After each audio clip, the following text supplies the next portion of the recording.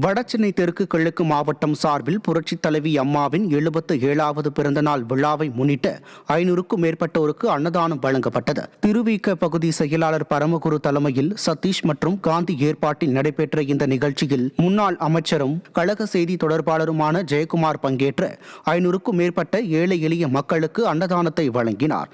இந்த நிகழ்ச்சியில் கழக நிர்வாகிகள் மற்றும் பொதுமக்கள் பலர் பங்கேற்றனர். பின்னர் செய்தியாளர்களிடம் பேசிய முன்னாள் அமைச்சர் டி ஜெயக்குமார், மும்மொழி கொள்கையில் தமிழக காங்கிரசுக்கு ஒரு கொள்கையும் தேசிய காங்கிரசுக்கு ஒரு கொள்கையும் இருப்பதால் மக்களை மடைமாற்றி திசை திருப்பவே தீய சக்தி திமுக அரசு மும்மொழி கொள்கையை கையில் எடுத்துள்ளதாக கூறினார். இந்தியா கூட்டணியில தானே இவங்க இருக்கிறாங்க. அந்த இந்தியா கூட்டணியில இருக்கிற தலைவர்கள் யாராவது இதுக்கு ஒத்துழைப்பு கொடுத்தாங்களா, குரல் கொடுத்தாங்களா? யாருமே குரல் கொடுக்கலையே. சரி, அது ஒண்ணு. ரெண்டாவது, இவருடைய கூட்டணியில் இருக்க கர்நாடகா மும்மொழி கொள்கை ஏத்திச்சு. அதே போன்று பக்கத்து மாநிலத்தில் இருக்க தெலுங்கானா, ஆந்திர பிரதேஷ் அவங்க மும்மொழி கொள்கை ஏத்துனாங்க.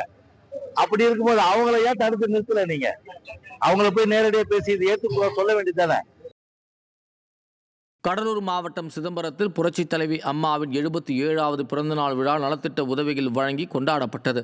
தங்கரத கீழ வீதியில் நடைபெற்ற விழாவில் முன்னாள் அமைச்சர் கே.ஏ. ஜெயபால், மாவட்ட செயலாளரும் அதிமுக சட்டமன்ற உறுப்பினருமான கே.ஏ. பாண்டியன் பங்கேற்று 100 ஆட்டோ ஓட்டுநர்களுக்கு சீருடையும் 500க்கும் மேற்பட்டோருக்கு அன்னதானமும் வழங்கினார். விழாவிற்கான ஏற்பாட்டினை மாவட்ட இலக்கிய அணி செயலாளர் தில்லை கோபி செய்திருந்தார். நிகழ்ச்சியில் முன்னாள் அமைச்சர் செல்வி ராமஜெயம், பாசறை செயலாளர் சண்முகம், மாவட்ட ஊராட்சி குழு தலைவர் திருமாறன், கவுன்சிலர் சித்ரா, நகர செயலாளர் செந்தில்குமார் உள்ளிட்ட பலர் பங்கேற்றனர்.